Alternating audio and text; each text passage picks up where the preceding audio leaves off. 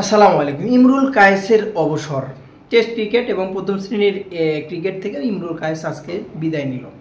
যে জিনিসটা হয়তোবা অনেক কষ্ট, যে কোনো বিদায়, আপনি অফিস থেকে বিদায় নেন বা যে কোনো কর্মস্থল থেকে বিদায় নেন বা ক্রিকেট থেকে বিদায় নেন, বিদায় জিনিসটাই কষ্টের। কারণ এটা একটা ভালোবাসা থাকে, ভালোবাসার পরশ থাকে, ভালোবাসার একটা রাঙানোর একটা জিনিস থাকে, যেটা ভালোবাসার মাখানো থাকে, যেটা থেকে বিদায় নেওয়াটা অনেক কষ্টের।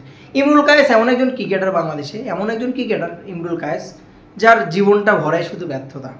আমি রানের দিক থেকে বলছি না, একসময় বাংলাদেশের টপ অর্ডার, এখন মধ্যে ইমরুল কায়েস তামিম ইকবালের রেকর্ড কেউ ভাঙতে পারেনি। সেই জুটিটা 190+ যে জুটিটা এখন পর্যন্ত কেউ ভাঙতে পারেনি ভাই। তো সেখান থেকে বলবো যে ইমরুল কায়েসের জন্য আসলে কষ্টজনক, খুবই ব্যর্থতা বলা যায়। বিসিবি তাকে কেয়ার করতে পারেনি, বা বিসিবি বলবো না, এখানে নাজমুল হোসেন পাপন পলিটিক্সের জন্য হয়তো বা তাকে কেয়ার করতে পারেনি।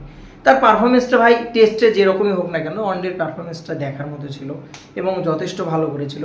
এবং তাকে জিম্বাবুয়ে দল আসলে নাকি সে ভালো খেলে, এরকমটা বলা হয়। আপনি যদি তার লিস্টটা দেখেন, তার রানের লিস্টটা যদি আপনি একটু ফলো করেন, দেখতে পাবেন তার বড় বড় দলের সাথে কিন্তু অনেকগুলো সেঞ্চুরি আছে, অনেকগুলো 50 আছে, অনেকগুলো স্কোর আছে। টেস্ট, টি20 এবং ওয়ানডে মিলে সব কিছু মিলে যদি আপনি দেখেন, তো সেদিক থেকে আমি মনে করি বাংলাদেশের সবচেয়ে অবহেলিত ক্রিকেটার একজন, সেটা হচ্ছে যে ইমরুল কায়েস। ইমরুল কায়েসের বিষয়টা কীরকম জানেন, যে মানে কেন দল থেকে বাদ পড়লো, কী কারণে বাদ পড়েছে দল থেকে, সে নিজেও জানে না। কেন সে দল থেকে বাদ পড়লো, কী কারণে দল থেকে বাদ পড়লো, সে নিজেও জানে না। এরকমভাবে প্রতিটা মধ্যে নাসিরের ক্ষেত্রেও সেম কাজটা করা হয়েছে, নাইম ইসলামের ক্ষেত্রে সেম কাজটা করা হয়েছে।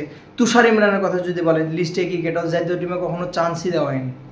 তো এরকম কিছু ক্রিকেটার, কিছুদিন আগে একটা ক্রিকেটার আপনার এ ক্যাটাগরি থেকে 14 বছর না 15 বছর ক্রিকেট খেলে অবসর নিল।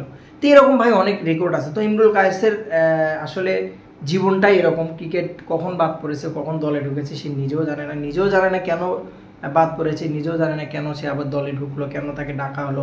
কোনো একটা সিরিজে এরকমও দেখেছি, কোনো একটা সিরিজে ওপেনার সংকট, দেখা গেল যে এরকমভাবে রেডি নাই, ইমরুলকে ফোন দেওয়া হলো, হ্যালো ইমরুল, তুমি ব্যাগ ট্যাগ নিয়ে গুছিয়ে রেডি হও, তোমাকে জিম্বাবুয়ে যেতে হবে, তোমাকে ওয়েস্ট ইন্ডিজ যেতে হবে। ইমরুল সাথে সাথে গিয়েছে। তো এই হলো ক্রিকেটার ইমরুল। তো আজকে ইমরুলের টেস্ট বিদায়টা খারাপ লাগলো নিজের কাছে। আসলে এইসব ক্রিকেটার হারায় গেলে দেশের ভবিষ্যৎ যারা ইয়াং স্টার আসবে, তারা ভবিষ্যতে এর থেকে কী শিক্ষা নেবে? তারা জানে এভাবেই যে আমি যখন ফর্মে থাকবো, 2-4টা IPL খেলবো, বিগ ব্যাশ খেলবো, কিছু টাকা ইনকাম করবো, দেশের জন্য যা ইচ্ছে তাই। দেশের ক্রিকেট কোনোদিন উন্নতি সম্ভব না। মন মানসিকতা এরকম হয়ে যেতে 1 ঘড়ি লাগবে না, সময় লাগবে না ভাই। কিসের জন্য? যেখানে প্রত্যেকটা ক্রিকেটারই অবহেলিত, প্রত্যেকটা সিনিয়র প্লেয়ারই অবহেলার সাথে কিন্তু বিদায় নিয়েছে। তো বেস্ট অফ লাক ইমরুল, অবসর সময় আপনার ভালো কাটুক এই কামনা করছি সবসময়। আশা করি আপনার ব্যবসা বিজনেস যে MKS ব্যাট, সে ব্যাটের প্রতিষ্ঠানটা আপনি ভালোভাবে পরিচালনা করুন। লাইফে হয়তো অবশ্যই আরও ভালো কিছু সাকসেস আপনার জন্য অপেক্ষা করছে। বেস্ট অফ লাক, ভালো থাকবেন। সালাম।